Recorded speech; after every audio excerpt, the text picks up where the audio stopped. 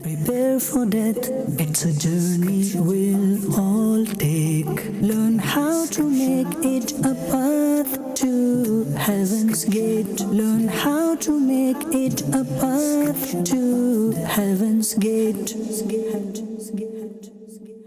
Alhamdulillahi Rabbil Alameen, wa salatu wa salamu ala Sayyidil Anbiya'i wal Mursaleen. أما بعد فأعوذ بالله من الشيطان الرجيم بسم الله الرحمن الرحيم والصلاة والسلام عليك يا رسول الله وعلى آلك وأصحابك يا حبيب الله الصلاة والسلام عليك يا نبي الله وعلى آلك وأصحابك يا نور الله. The Prophet of mankind, the peace of our heart and mind, the most generous and kind, sallallahu ta'ala alayhi wa alihi wa sallam, has stated, when you recite salat upon the blessed prophets alayhimus salatu wassalam, recite salat upon me too. Undoubtedly, I am the Rasul of the Rabb of all the worlds. Sallu ala al-Habib sallallahu ta'ala ala Muhammad sallallahu ta'ala alayhi wa alihi wa sallam. Alhamdulillah azawajal, my dear viewers, in this silsila of the discussion of death. Alhamdulillah azawajal, in this episode, I will discuss about the sky and the earth weep over the death of a mu'min, and his grave is the dust from which a person is created. Allah Almighty states in the glorious Quran, part 25, Surah Ad-Dukhan, verse 29, فَمَا بَكَتْ عَلَيْهِمُ السَّمَاءُ وَالْأَرْضُ, and the sky and earth will not weep over them. Hazrat Anas radiallahu ta'ala an reported that Rasulullah sallallahu ta'ala alayhi wa alihi wa sallam said, a human is blessed with two doors. One is that through which his deeds ascend, and the other is that from which his sustenance descends. When a mu'min, a true believer, passes away, then both these doors weep. Hazrat Ibn Abbas radiallahu ta'ala anhuma reported that he sallallahu ta'ala alayhi wa alihi wa sallam was asked, does the sky and earth ever weep over anyone? He sallallahu ta'ala alayhi wa alihi wa sallam said, yes, for every human there are two doors. One is that through which his deeds ascend, and the other is that from which his sustenance descends. So both of these weep upon his death, because they are closed at his death. Similarly, the ground on which he performed namaz and the dhikr of Allah also weep. And for the nation of Fir'aun, there were neither any good signs on earth, and nor were there any virtuous deeds on theirs which could go towards the sky. Thus on his coming, in other words death, neither did the sky nor the earth weep. It is this which is the meaning of Allah's word, فَمَا بَكَتْ عَلَيْهِمُ السَّمَاءُ وَالْأَرْضُ. Hazrat Shurayh ibn Ubayd al-Hadrami radiyallahu ta'ala an says that Rasulullah sallallahu ta'ala alayhi wa alihi wa sallam said, if a Muslim dies as a musafir, and there is none to cry over him, then the sky and the earth weep over him. Thereafter Rasulullah sallallahu ta'ala alayhi wa alihi wa sallam recited this verse, فَمَا بَكَتْ عَلَيْهِمُ السَّمَاءُ وَالْأَرْضُ. And he sallallahu ta'ala alayhi wa alihi wa sallam said, they do not cry over an unbeliever.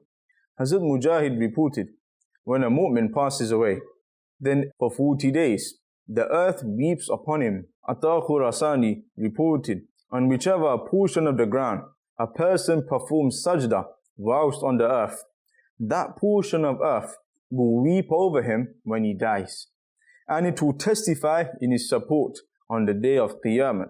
Hazrat Ali radiallahu ta'ala an reported that he sallallahu ta'ala alayhi wa alihi wa sallam said, when a mu'min passes away, then the place on which he performed namaz weeps over him, and the place through which his deeds ascended into the sky weeps over him. He then recited this verse, فَمَا بَكَتْ عَلَيْهِمُ السَّمَاءُ وَالْأَرْضُ.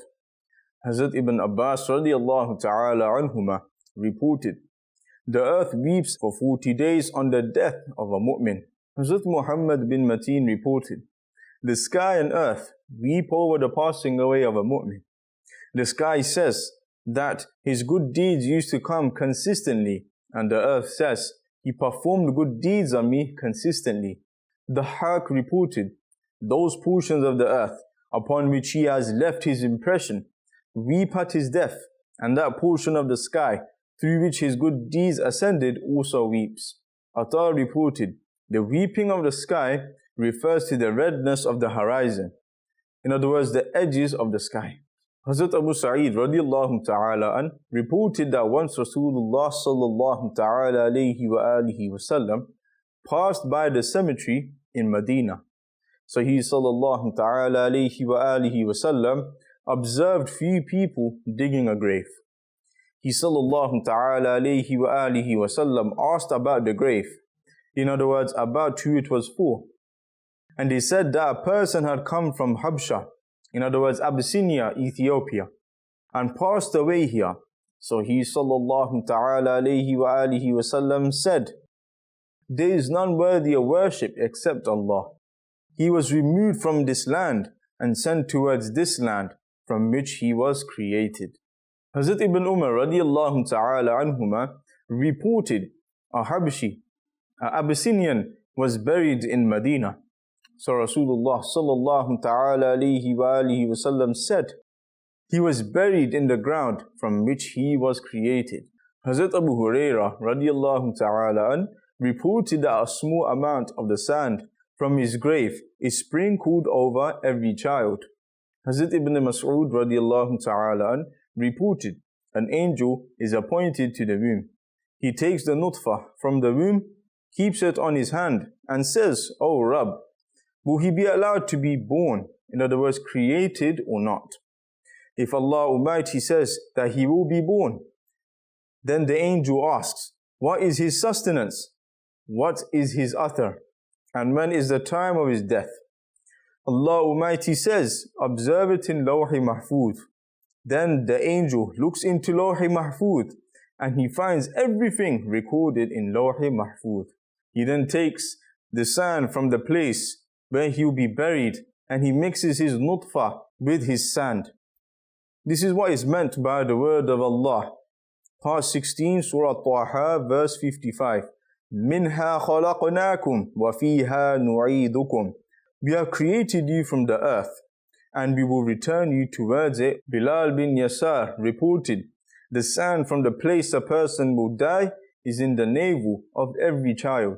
Hazrat Matar bin Ukamis reported that Rasulullah sallallahu ta'ala alayhi wa alihi wasallam said, when Allah decides the death of a servant on any land, then He creates some necessity or the other that draws him towards it. Hazrat Ibn Mas'ud radiallahu ta'ala an reported that Rasulullah sallallahu ta'ala alayhi wa alihi wasallam said, when the death of one of you is written in a particular land, in other words country, then Allah Azza wa Jal sends him there for some reason or the other, and when his soul is removed there, then on the day of Qiyamah, the earth will say that, O Allah, this is your amanat, in other words, that which you entrusted to me. Hazrat Ibn Mas'ud radiallahu ta'ala reported, there is an angel which is appointed to the womb. When the nutfah reaches the womb, the angel takes it in his hand and says, O Allah, will he be allowed to be born or not? If it is said that he will not be born, then the angel takes it and throws it out of the womb. And if it is said that he is to be born, then the angel asks, is it a male or female? Is he a good person or evil person? When is the time of his death? What is his author? What is his sustenance? On which land will he die? Allah Almighty says, observe all of this in Lawh-i Mahfuz. Then the angel looks into Lawh-i Mahfuz and finds everything recorded in Lawh-i Mahfuz. The nutfah is then asked, who is your Rabb? He says, Allah Almighty. He is asked, who is your Razzaq? He says, Allah Almighty. So he is then created, in other words, given life. He remains alive amongst his family, and he eats from his sustenance, and he leaves his footprints on earth. And when death comes to him, he dies and is buried in the same place from which he was created. Hazrat Abu Hurairah radiallahu ta'ala reported that Rasulullah sallallahu ta'ala alayhi wa alihi wasallam said, bury your deceased amongst pious people, because even a deceased is troubled by a bad neighbor, just as a living person is. Hazrat Ibn Abbas radiallahu ta'ala reported that Rasulullah sallallahu ta'ala alayhi wa alihi wasallam said, when one from amongst you passes away, then give him good kafan and fulfill his wasiyat swiftly and dig the grave deep and protect him from bad neighbors. He was asked, Ya Rasulullah sallallahu ta'ala alayhi wa alihi wa sallam, does a good companion benefit a deceased? He sallallahu ta'ala alayhi wa alihi wa sallam said, does a good companion benefit a living person? They said, yes, he does. Ya Rasulullah sallallahu ta'ala alayhi wa alihi wa sallam. So he sallallahu ta'ala alayhi wa alihi wa sallam said, likewise in the hereafter, he benefits him. Hazrat Abdullah bin Nafi' reported, a person passed away in Medina. So another person saw, in other words dreamt, that he was in hell, and he was saddened by this. Then after 7 or 8 days, he saw him in his dream once again, and it seemed as if he was now from amongst the Ahl Jannat. He asked him about his condition. So he ascertained that with him, near him, such a person was buried. He interceded for 40 people, and he was one of those whom he interceded for. Hazrat Muawiyah bin Salih reported, when the time of passing for Hazrat Umar bin Abdul Aziz drew near, he made a wasiyat saying, do not dig my grave too deep, as the worst part of the earth is the lowest part. Hazrat Ibn Umar radiyallahu ta'ala anhuma reported that Rasulullah sallallahu ta'ala alayhi wa alihi wa sallam said, when a mu'min passes away, the graves beautify themselves, and every portion of the earth wishes that he should be buried in me. However, when an unbeliever dies, then every portion of the earth asks refuge in Allah that this person should not be buried in it. Hazrat Muhammad bin Abdullah Asadi says, I joined the janazah of a person from the family of Abdul Samad bin Ali. So he was rushing the people, saying, give us comfort from the evening. In other words, we should bury before the evening. So I asked if there was any narration in this regard, that we should be swift. He said, yes, my paternal grandfather reported from Abdullah ibn Abbas radiyallahu ta'ala anhuma, which he reported from Rasulullah sallallahu ta'ala alayhi wa alihi wa sallam, that he sallallahu ta'ala alayhi wa alihi wa sallam said, the day angels are more merciful than the night angels. Hazrat Anas radiyallahu ta'ala an reported that Rasulullah sallallahu ta'ala alayhi wa alihi wa sallam accompanied a janazah.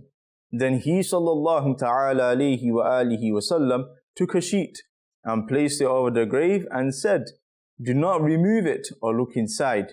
This is an amanat, and it is probable that you may see a black snake wrapped around his neck, or the command is given for his feet to be shackled, and you may hear his voice. Hazrat Anas radiyallahu ta'ala an reported a marfu' hadith, wherein it is mentioned, Allah appoints an angel to those who accompany a janazah. They remain aggrieved, and then when they surrender him to his grave, the angel throws a handful of sand onto them and says, go towards your world, in other words, worldly life. May Allah cause you to forget death. So these people forget their deceased, and they become busy in their worldly business transactions as if they did not have any connection with him at all. Ibn Abbas radiyallahu ta'ala anhuma reports that an angel of Allah is appointed at the grave. As the people leave after burying the deceased, he takes a handful of sand and throws it at them, saying, go towards your world, in other words, worldly life, and forget your deceased. Wallahu ta'ala a'lam. I pray to Allah Azza wa Jal that He gives us all the ability that we're able to be amongst the pious servants of Allah Azza wa Jal.